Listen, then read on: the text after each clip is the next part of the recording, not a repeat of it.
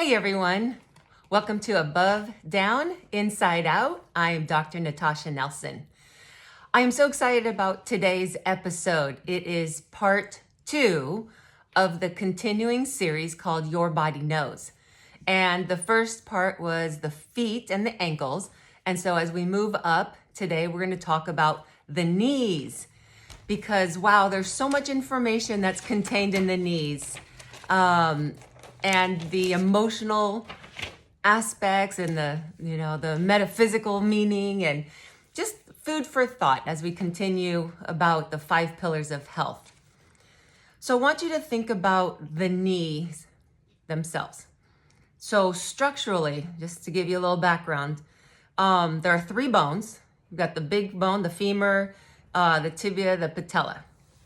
And you've got 11 ligaments.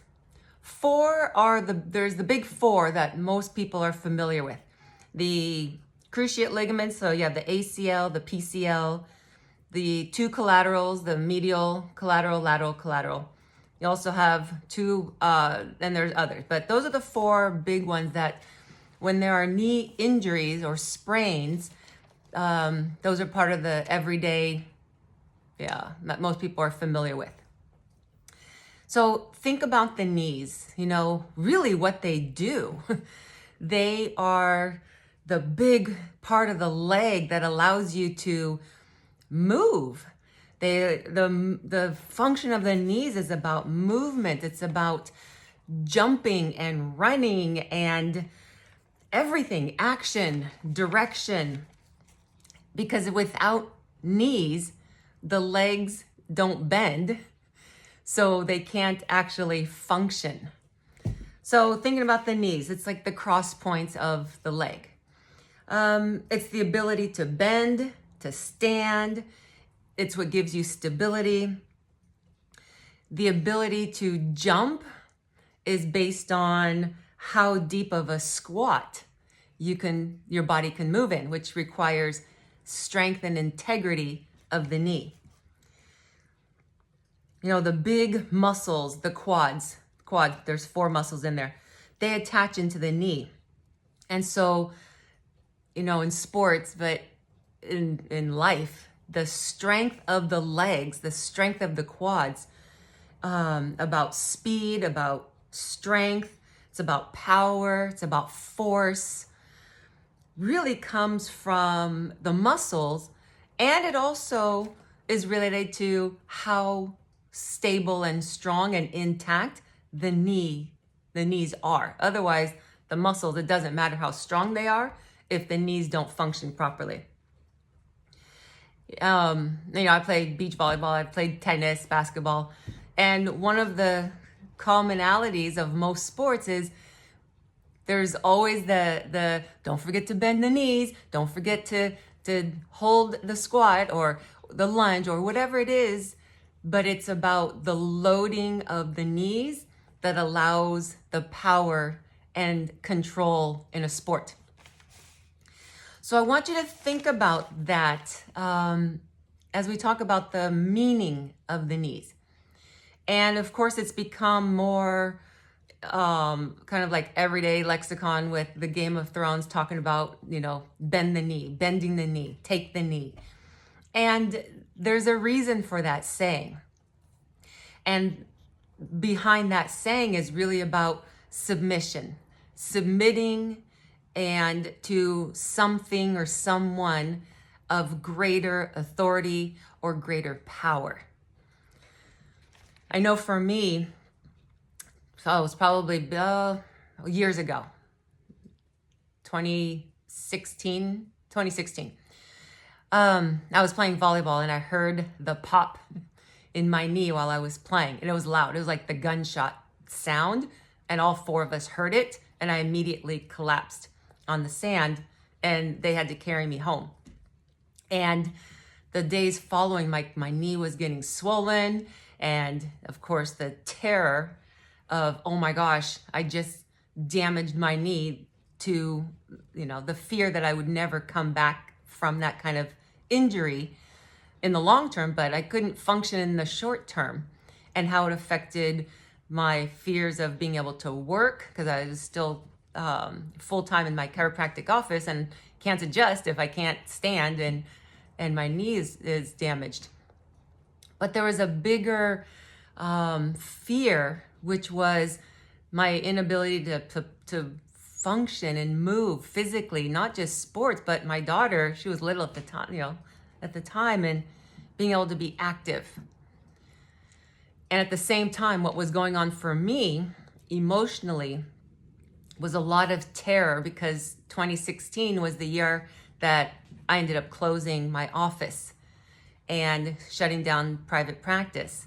And there was a lot going on at that time, and there was so much, and I didn't know what to do. I wasn't sure what direction to go in, and I was trying to make decisions too fast. I was trying to do too many things at once.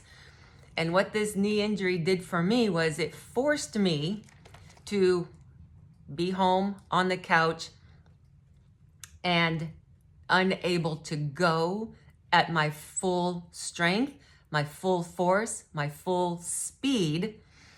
I had to slow down and really think about and feel everything that was coming up, and feel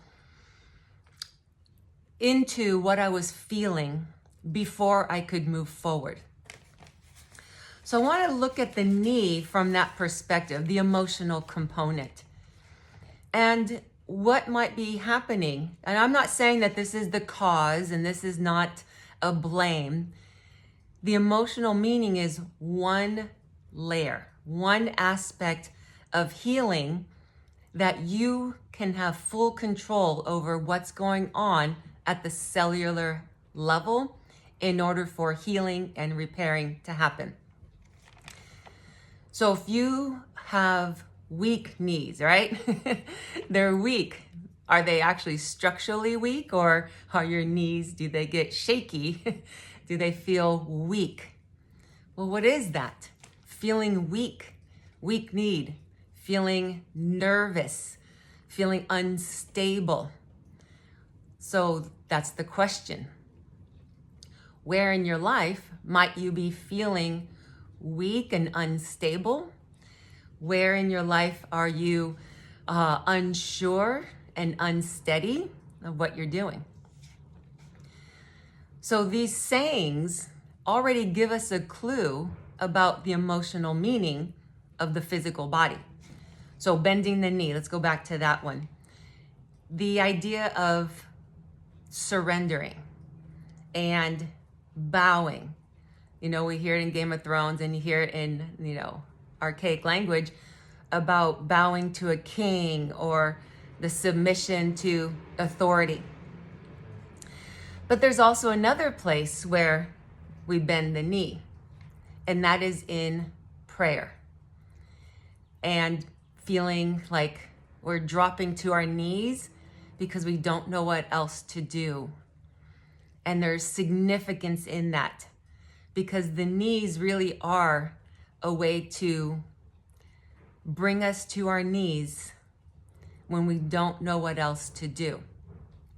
So what is it that we do when we're not sure what else to do? Well, in prayer, and it doesn't mean for sure like praying in the religious sense or to a God. You can, but it's not just that. It's prayer to a sense of humbling, a sense of humility, a sense of acknowledging the humanity, the humanness, and being human. Acknowledging that being human in this big, wide world and this universe, and it's taking a knee and submitting to something greater than us, something bigger than us. And coming and bending the knee or kneeling in prayer is about having the humility to sometimes say, I don't know what to do, and asking for help of the greater universe. And knee injuries that slow you down or force you to stop forces you to go inward, to ask those deep questions and look at your life. Where have you been trying to overpower or force your way? Or are you rushing, going too fast? Well, the body has a way to say, slow down, pay attention. But pay attention means listening internally. What's the inner voice that's still silent, that silence, the voice that comes out that guides you? That when we are moving too fast, we don't hear it. So having a chance to sit in silence and hear the inner guidance of something bigger and greater than us.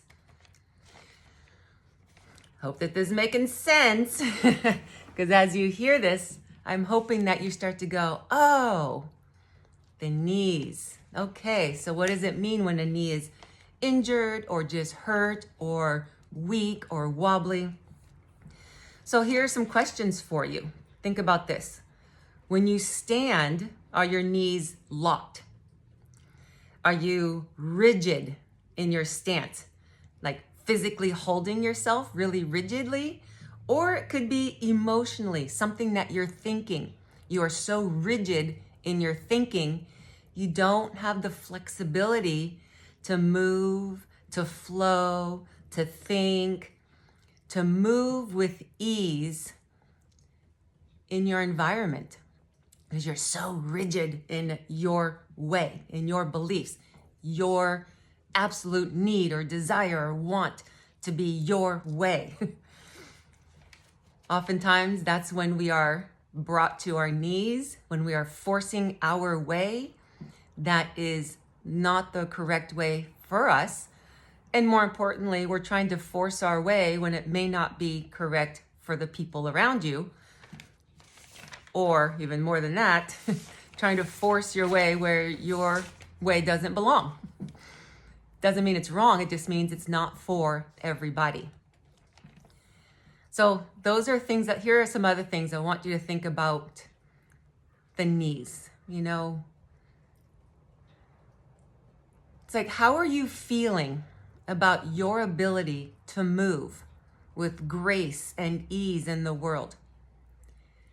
How are you able to move with authority in your life? Now, this could be authority of strength, with integrity. Is it authoritarian and trying to force? But it's also the greater authority in you, in your relationship with it. Or do you move with stutter steps, hesitation, or fear or insecurity? Do you take 2 steps forward and 1 step back? Where are you internally conflicted, where you move in too many directions at once and you don't go in any direction very far? Do you feel conflicted about moving in areas of your life? And even deeper than that, think about the knees. How are you with moving on the path of the unknown and the unknowable in your life? Because we all have a path, and our life, while we think we know everything, we probably don't really know anything. But when we come to the place of the unknown, it can feel really scary to be on that path. So, are you able to slow down to see what comes up and how the path unfolds 1 step at a time? And the path of the unknown, for most of us humans, is one of the scariest places to be sitting in, to feel like we don't have control over our life. The unknown. So how are you on the path of the unknown? And how do you trust your body? How do you trust yourself? How do you trust that inner guidance? All of that can show up when your knees are bothering you, because your knees are saying, hey, pay attention, slow down, listen, wait to see what part of the path opens up before you make a decision. Maybe you're at the fork of the road and you're forced to look at both paths and assess. So that's today's topic about the knees.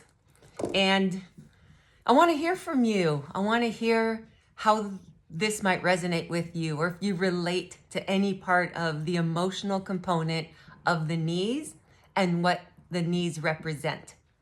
So you know how much I love talking about the body, the emotions, and things that I've discovered over the, more than 20 years in chiropractic practice and working with clients. So share with me, leave me a comment, or you can email me at drnelson@lifedoctor.guru.